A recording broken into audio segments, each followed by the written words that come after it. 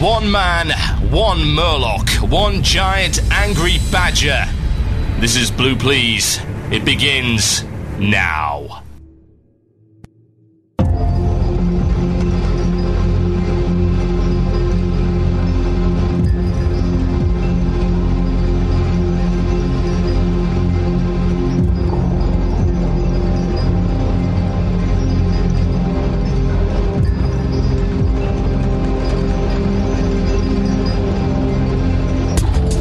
Yes, indeed, folks. Welcome to Blue Please here on CynicalBrits.com with myself, Total Biscuit. The date today is the 28th of May, 2010. It is 8 p.m. in the British Isles. It's 3 p.m. Eastern Standard Time. It's 9 p.m. Central European Summertime. It's some other crazy moon time in Australia. I hear that a couple of people actually stay up long enough to listen to this show. They are crazy, and, well, they live in Australia. Of course they are. What are we covering for you in the show today? So very little. I would love to lie and say that I've got a ton of content, but my god, I've been off for 2 weeks thanks to the site hacking.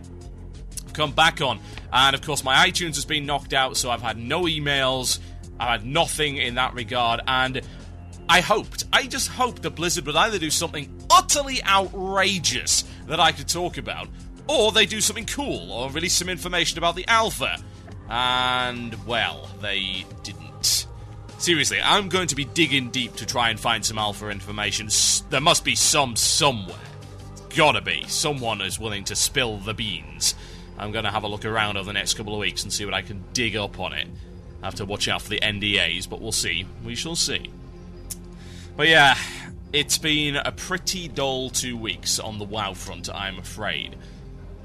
Really nothing has happened. I mean, we've had the PTR testing for the new Ruby Sanctum, which has resulted in nothing of worth being released, and there's already a kill video of the damn thing out, and it looks to be fairly dull, honestly.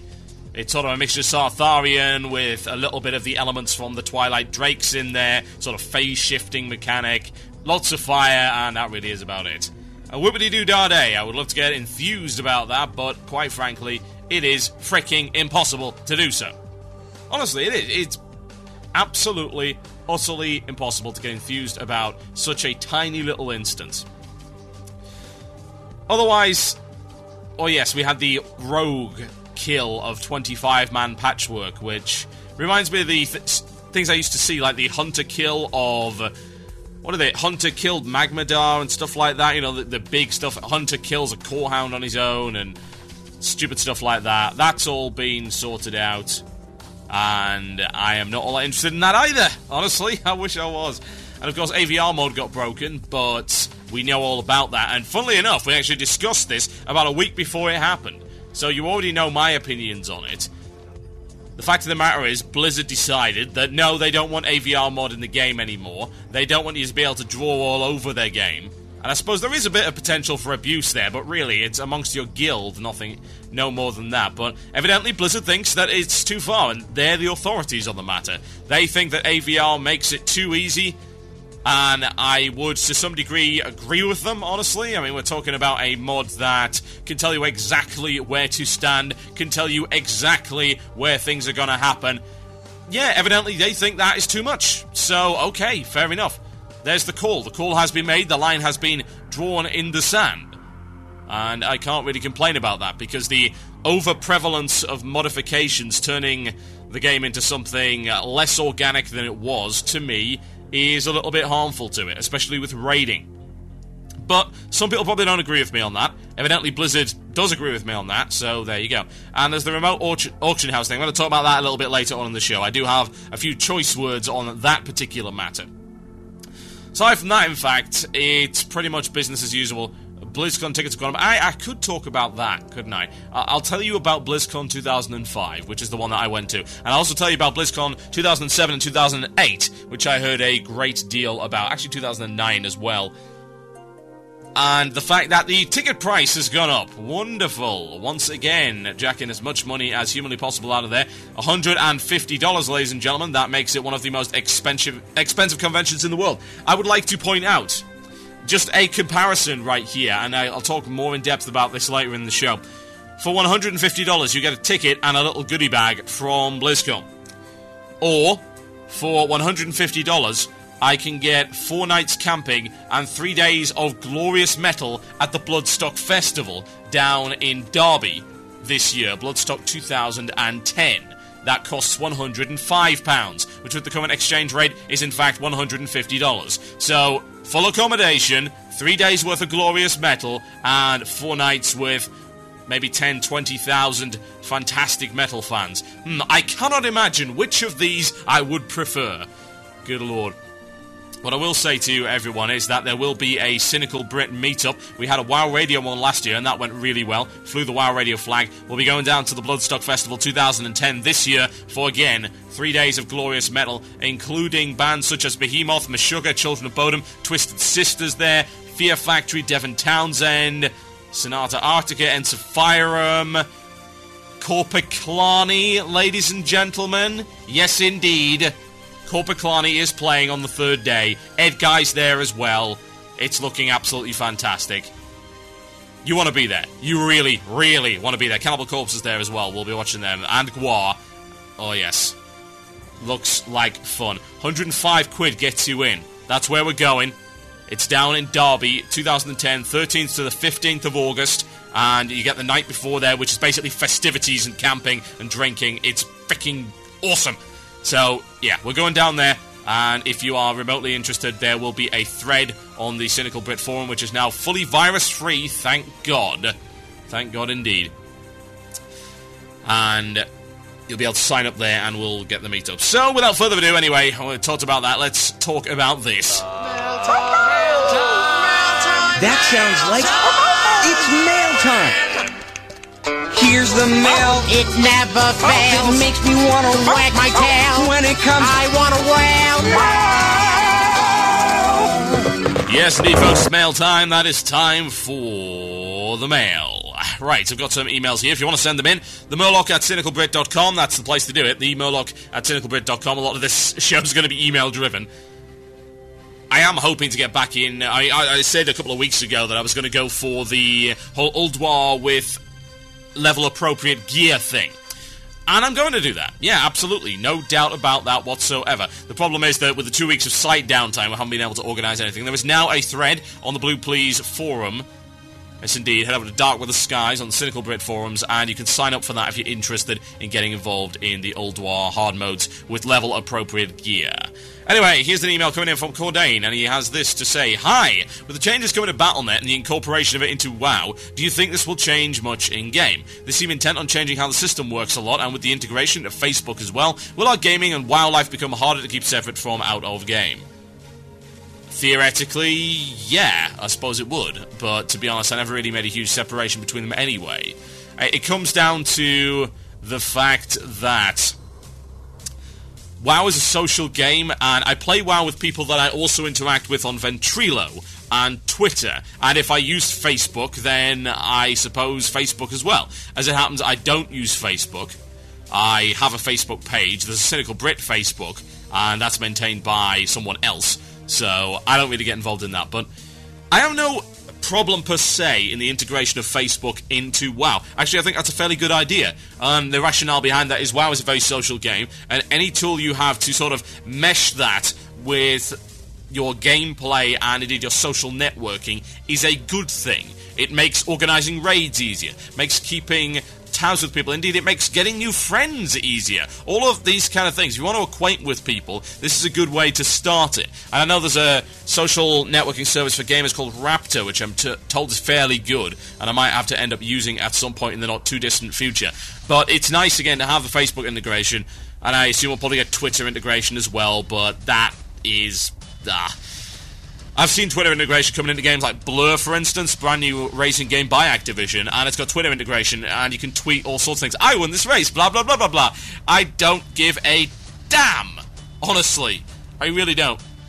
I know, I had people on my Twitter raging about answering the questions, you know, with the form spring that I had going on. But it comes down to the fact that I don't want my Twitter feeds covered in, I just earned this achievement. So perhaps telling Blizzard to get involved in Twitter would be a very, very bad idea indeed. It would be pretty horrendous. To be honest, the Facebook integration with Battle.net 2.0 with StarCraft 2 has been piss poor. It's bad. It is really, really not very good. It doesn't work properly. It serves really no practical purpose whatsoever, and they've got rid of the easy way to add people, i.e. via their name and ident. That's gone now. You have to add their full email address, which of course also reveals their real name. At some point, some people do get a little bit testy about that.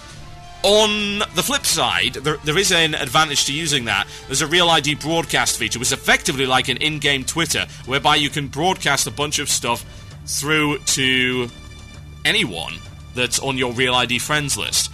I would kind of like to see that in-game, honestly. That would be kind of cool. But one has to wonder why you would take all of these silly social integration systems whereby a simple chat room is way, way more efficient. But hey, there you go. Like I say, I don't see it as an inherently bad thing per se. The separation of real life and WoW to me has never really existed. I don't mind talking about WoW with other people in real life. I don't throw it in their face. I mean, that's a very sort of Asperger's thing to do. Not really taking into consideration the interests of the other person in the conversation. And as it happens, some of the people I know in real life aren't interested in WoW. Some are. Those who are, I'll talk about it with them. Those who aren't, I'll just keep it out of the conversation. That's called being not so much socially adept as, well, it's the exercise of social common sense, really, isn't it? But with people on Facebook, I mean, for God's sake, they're already playing stupid games and inviting me to play Mafia Wars and Farmville and all that other garbage and sending videos all around the place. Let's face it, they're all nerds, every last one of them. Some of them less so than others, some more so than others, no doubt about it. But the fact of the matter is, you're playing video games on the internet and you're talking with people named Total Biscuit and Leet Ponzo 420. You are, by the old school definition, a nerd, and there's really no doubt about that. So, yes, WoW is going to come into play at some point, obviously. Right, let's see what else we've got. What do you think about the heroic points? Will they just end up the same as the emblems, or will they actually work this time? Well, yes, they will end up the same as the emblems. I mean, we had this discussion earlier, and the reason is that the only thing this is doing is creating a sense of convenience for everyone and making it so that you don't have to deal with 4 different types of badges. And think about it right now. You've got to... If I wanted to buy some Valor gear, which I actually probably will do, because I'm creating all the level-appropriate stuff, I'd have to take my Triumph, turn them into Conquest, and then turn them into Valor.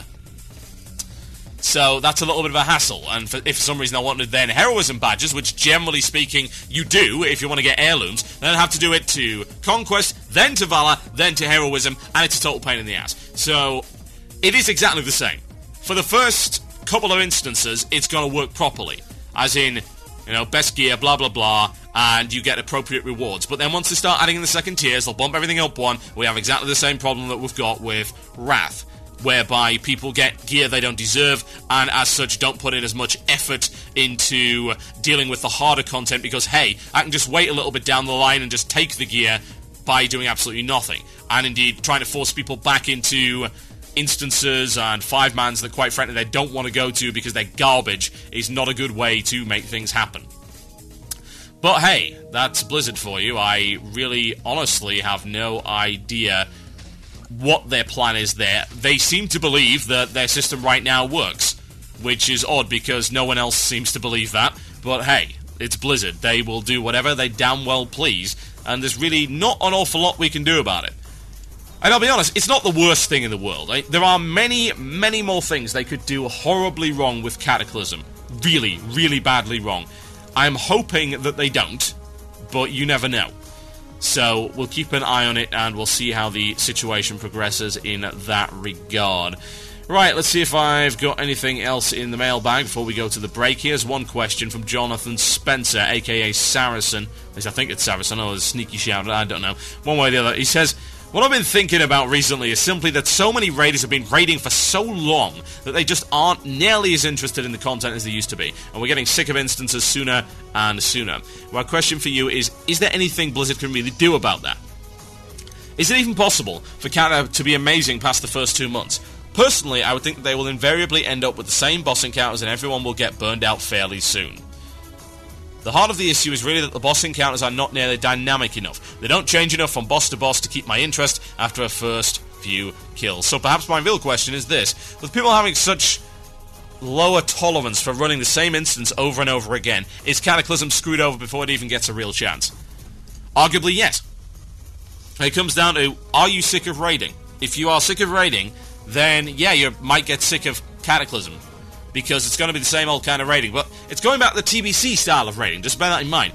It's trying to perfect the TBC style. It's got the multiple instances from the get-go. It's got the hard modes now from the get-go, from launch. That's a big deal.